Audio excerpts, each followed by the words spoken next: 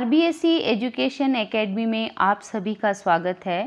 आज हम कक्षा 10 की क्षितिज पुस्तक का 8वां पाठ है नागार्जुन, उसका अध्ययन करेंगे।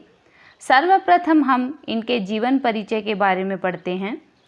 नागार्जुन का जन्म 1911 ईस्वी में हुआ। इनकी मृत्यु 1998 ईस्वी में हुई।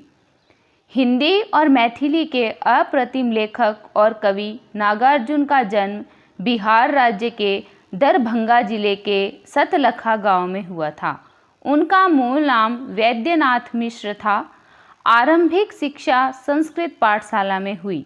फिर अध्ययन के लिए वे बनारस और कोलकाता गए। 1936 में लंका गए और वहीं बौद्ध धर्म में दीक्षित हुए। उन्होंने हिंदी साहित्य में नागार्जुन तथा मैथिली में यात्री उपनाम से रचनाएं की है। नागार्जुन ने कविता के साथ साथ उपन्यास और अन्य गद्य विधाओं में भी लेखन कार्य किया है। उनका संपूर्ण कृतित्व नागार्जुन रचनावली के 7 खंडों में प्रकाशित है। उनको हिंदी अकादमी, दिल्ली का शिखर सम्मान, उत्तर प्रदेश का भारत भारती पुरस्कार तथा बिहार के राजेंद्र प्रसाद पुरस्कार से सम्मानित किया गया। सामयिक बोध से गहराई तक जुड़े नागार्जुन की आंदोलन धर्मी कविताओं को व्यापक लोकप्रियता मिली है। कृतियाँ युगधरा, सतरंगे पंखों वाली, हजार हजार बाहों वाली, तुमने कहा था, पुरानी जूतियों का कोरस, आखिर ऐसा क्या कह दिया मैंने, मैं मिलिट्री का बूढ़ा घोड़ा, तालाब की मछलियाँ, ओम मंत्र, भूल जाओ पुराने सपने, ये इनकी प्रमुख कृतियाँ हैं। पाठ परिचय के अंतर्गत देखिए, इनकी 2 कविताएं जो है वो हमारे कक्षा 10 के पाठ्यक्रम में शामिल है। पहली कल और आज और दूसरी है उषा की लाली। नागार्जुन की कविता कल और आज ग्रीष्म की घोर तपिश भरी दुरूहता के पश्चात वर्षा ऋतु के सहज और मन भावन आगमन का वर्णन करती है। ग्रीष्म ऋतु के हताश एवं उदास मुख कृषक, धूल स्नान करते पक्षी वृंद, सूखे खेतों का वीराना उजाड़पन और बदरंग आसमान, जहां एक और समाज के सोपान पर छूटे हुए अंतिम आदमी का प्रतिनिधित्व करता है, वहीं दूसरी ओर प्रकृतिगत चित्रण की सहजता को भी दर्शाता है। वर्षा ऋतु का आगमन परिवर्तन का संकेत है। वर्षा के आगमन से प्रकृति रूपी सुकन्या नृत्य करती हुई प्रतीत होती है। प्रकृति के समस्त उपादान भी उसका साथ देते प्रतीत होते हैं। ऋतु चक्र का अत्यंत सजीव अंकन इस कविता की विशेषता है। ठेठ देशज उपादानों का प्रयोग मुग्धकारी है। भाषा की दृष्टि से नागार्जुन का ठेठ ऐसी अंदाज जो देशी अंदाज है वो मनोरम है। इसके अंतर्गत फिर है उषा की लाली। उषा की लाली कविता में कवि नागार्जुन का प्रकृति प्रेम सहज रूप से मुखरित हुआ है। शिशु रूप में उगते सूर्य की अप्रतिम छटा से कवि का मन अभिभूत हो जाता है तथा उदय होते सूर्य की केसरी आभा, जो कि हिमगिरी के स्वर्ण शिखर का आभास दे रही है, से कवि दूर नहीं होना चाहता है। पहली कविता हम पढ़ते हैं। इसके अंतर्गत आप देखिएगा, अभी कल तक गालियां देती तुम्हें हताश खेतीहर, अभी कल तक धूल में नहाते थे गोरैयों के झुंड, अभी कल तक पथराई हुई थी धनहर खेतों की माटी, अभी कल तक धरती की कोख में डूबके पड़े थे मेंढक, अभी कल तक उदास और बदरंग था आसमान। यानी इसके अंतर्गत आप देखिए कि खेतीहर मतलब जो खेती करने वाले होते हैं उनको क्या कहते हैं, किसान कहते हैं। फिर देखो पथराई यानी पत्थर के समान, बदरंग यानी फीका या असंतुष्ट। तो इसके अंतर्गत कवि ने ग्रीष्म ऋतु के शुष्क और तपन भरे परिवेश का चित्रण किया है।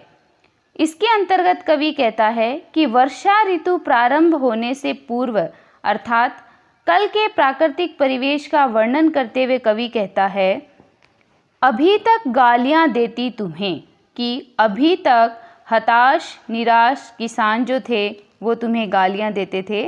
मतलब क्या है, मौसम को कोसते रहते थे। और मौसम कौन सा था, ग्रीष्म ऋतु का। फिर है, अभी कल तक धूल में नहाते थे गौरैया के झुंड। आगे कवि कहते हैं, अभी कल तक गौरैया के जो झुंड थे वो धूल में खेलते रहते थे। धनहर खेतों की माटी, अभी कल तक धरती की कोख में दुबके पड़े थे मेंढक। आगे वो ये कहते हैं कि अनाज उगलने वाली खेतों की मिट्टी एकदम सूखी हुई और पत्थर के समान कठोर थी। अभी कल तक मेंढक धरती के अंदर दुबके पड़े थे। अभी कल तक उदास और बदरंग था आसमान। आगे कवि कहते हैं कि आकाश बादलों से रहित व धूल लू से व्याप्त होने से फीका दिखाई दे रहा था। कहने का अभिप्राय यह है कि ग्रीष्म ऋतु के कारण धरती शुष्क हो गई थी, किसान हताश और निराश हो गए थे, सारा वातावरण धूल भरी लू के चलने से कष्टदायक बन गया था। ऐसे में लोग जो है वो वर्षा ऋतु के आने की आस लगाए हुए बैठे थे। तो इसके अंतर्गत जब हम विशेष लिखेंगे तो आपको पता है कि ग्रीष्म ऋतु के प्रभाव का इसमें वर्णन किया गया है। दूसरे नंबर पे इसकी जो भाषा है वो खड़ी बोली हिंदी भाषा का प्रयोग किया गया है। तीसरे नंबर पे लिखेंगे दृश्य बिंब का विधान दर्शनीय है, क्योंकि जैसे जैसे हम इस कविता को पढ़ते हैं, इनके शब्दों को पढ़ते हैं, तो वैसे वैसे हमारी आँखों के सामने जो है वो चित्र उभर कर आता है। आगे देखिए, और आज ऊपर ही ऊपर तन गए हैं तुम्हारे तंबू, और आज छमका रही है पावस रानी बूंदा बूंदियों की अपनी पायल, और आज चालू हो गई है झिंगुरों की शहनाई ए विराम, और आज जोरों से कूक पड़े नाचते थिरकते मोर, और आज आ गई वापस जान धूप की झुलसी शिराओं के अंदर, और आज विदा हुआ चुपचाप ग्रीष्म समेट कर अपने लाव लश्कर।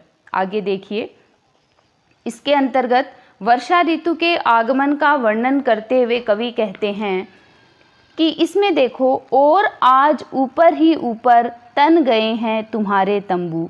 यानी जब वर्षा ऋतु आती है तो आसमान के अंतर्गत क्या है, बादलों की घटा छा जाती है। तो इसके अंतर्गत कवि वर्णन करते हुए कहता है कि ग्रीष्म ऋतु के बीत जाने और वर्षा ऋतु के प्रारंभ होने से आकाश में बादलों की घटा रूपी तंबू जो है वो तन गए हैं। छमका रही है पावस रानी बूंदा बूंदियों की अपनी पायल, और आज चालू हो गई है।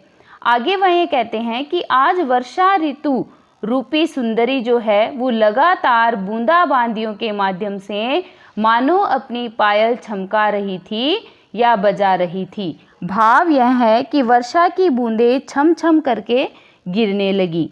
झिंगुरों की शहनाई अविराम, जो झिंगुर होते हैं अविराम यानी लगातार, और आज जोरों से कूक पड़े नाचते थिरकते मोर। आगे इसमें कवि कहते हैं कि इस मौसम में झिंगुर भी लगातार अपने स्वर रूपी शहनाई को बजाने लग गए हैं, और वर्षा रानी के स्वागत में वे शहनाई बजा रहे हैं, तथा मोर भी नाचते और थिरकते हुए जोरों से कलरव करने लगे हैं। फिर है, और आज आ गई पावस जान। फिर वो कहते हैं कि आज वर्षा ऋतु के आगमन से दूब की झुलसी शिराओं के अंदर, आगे वो ये कहते हैं कि धूप की गर्मी से जो झुलसी हुई नोकों या अग्रभागों में वापस जान आ गई है। कहने का अभिप्राय ये है कि जो धूप झुलसी हुई थी, जली हुई थी, उनमें आज फिर से जान आ गई है। ऐसा लग रहा है कि उनमें हरितिमा उभरने लगी है, यानी जो जली हुई धूप थी वह वापस हरी हरी दिखाई देने लग गई है। और आज विदा हुआ चुपचाप ग्रीष्म, ऐसा लगता है कि आज ग्रीष्म भी अपना समेट कर लाव लश्कर यानी अपने साज और सामान को समेट कर अपने संगी साथियों के साथ वापस चला गया है, उसकी विदाई हो चुकी है। कहने का अभिप्राय ये है कि ग्रीष्म ऋतु चली गई है और वर्षा ऋतु आ गई है। फिर विशेष के अंतर्गत वहीं सबसे पहले हम लिखेंगे भाव, उसके बाद में लिखेंगे उसकी भाषा, फिर वहीं स्वाभाविक अलंकारों का प्रयोग किया गया है। वैसे देखा जाए तो इसमें रूपक अलंकार प्रयुक्त है और प्रकृति चित्रण बहुत ही भावपूर्ण ढंग से प्रस्तुत हुआ है। इस प्रकार हमने नागार्जुन की पहली कविता पढ़ी कल और आज हम पढ़ेंगे इसकी जो अब ये दूसरी कविता है उषा की लाली। इसमें देखिए उषा की लालिमा का वर्णन कवि ने किया है। उषा की लाली में अभी से गए निखर, हिमगिरी के कनक शिखर, आगे बढ़ा शिशु रवि, बदली छवि, देखता रह गया अपलक कवि, डर था प्रतिपल, अपरूप यह जादुई आभा, जाए न बिखर। उषा की लाली में भले हो उठे थे निखर, हिमगिरी के कनक शिखर। हिमगिरी आपको पता ही है, हिमगिरी कहते हैं हिमालय को, कनक कहते हैं सोने को, शिखर होती है चोटी, अपलक यानी बिना पलक झपकाए एक टक लगातार, अपरूप माने बदरूप, आभा होता है शोभा या कांति, निखर होता है स्वच्छ चमकदार। तो इसके अंतर्गत देखिए सबसे पहले हम सप्रसंग लिखते हैं। तो उसको कैसे लिखोगे कि प्रस्तुत अवतरण हमारी कक्षा 10 की पाठ्य पुस्तक क्षितिज के प्रथम भाग काव्यखंड के अंतर्गत नागार्जुन की रचित कविता उषा की लाली से लिया गया है। इसमें उषा काल में प्राकृतिक परिवेश में जो लालिमा छा जाती है उसका सुंदर चित्रण किया गया है। तो देखिए उषा की लाली में अभी से गए निखर, हिमगिरी के कनक शिखर। इसमें कवि वर्णन करते हुए कहते हैं कि उषा की लालिमा में हिमालय की चोटियाँ स्वर्णिम चमक से निखर गई है, वे सोने जैसी लग रही है। आगे देखो, आगे बढ़ा शिशु रवि, बदली छवि, देखता रह गया अपलक कवि।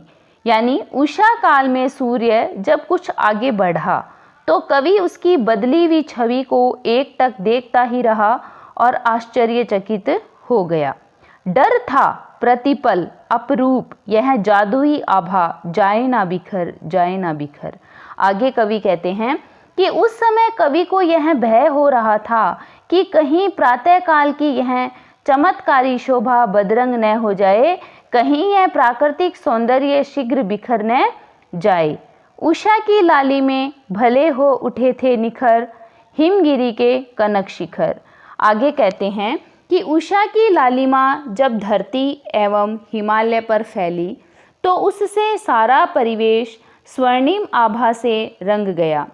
सब ओर स्वच्छ चमक फैल गई और हिमालय के बर्फीले शिखर सोने जैसा बनकर चमकने लगे। कहने का अभिप्राय यह है कि हिमालय पर क्या थी? बर्फ थी।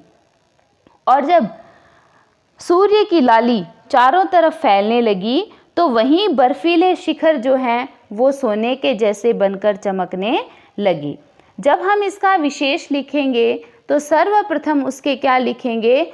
भाव लिखेंगे, उसके बाद में उसकी भाषा लिखेंगे, तीसरे नंबर पे उसके अलंकार लिखेंगे और चौथे नंबर पे आपको पता ही है कि ये जो रचना है वो मुक्त छंद युक्त रचना है और तुकांतता को लिए हुए हैं। इस प्रकार देखिए आज हमने नागार्जुन पाठ का अध्ययन किया। कल हम अपने नए वीडियो के साथ आपके समक्ष फिर उपस्थित होंगे और अगला कवि जो है ऋतुराज उसका अध्ययन करेंगे। तब तक आप इस पाठ को ध्यानपूर्वक पढ़िए। एक बार यदि आप इस पाठ को ध्यान से पढ़ लेंगे और सप्रसंग व्याख्या स्वयं करेंगे तो आपको इसके जो प्रश्न है वो सही ढंग से बनाने आ जाएंगे और समस्त प्रश्नों का उत्तर जो है वो आप अपने तरीके से दे सकेंगे। आशा करती हूँ आपको यह लेसन समझ में आ गया होगा। अब हम फिर कल मिलेंगे। अब तक आपने मुझे सुना उसके लिए धन्यवाद।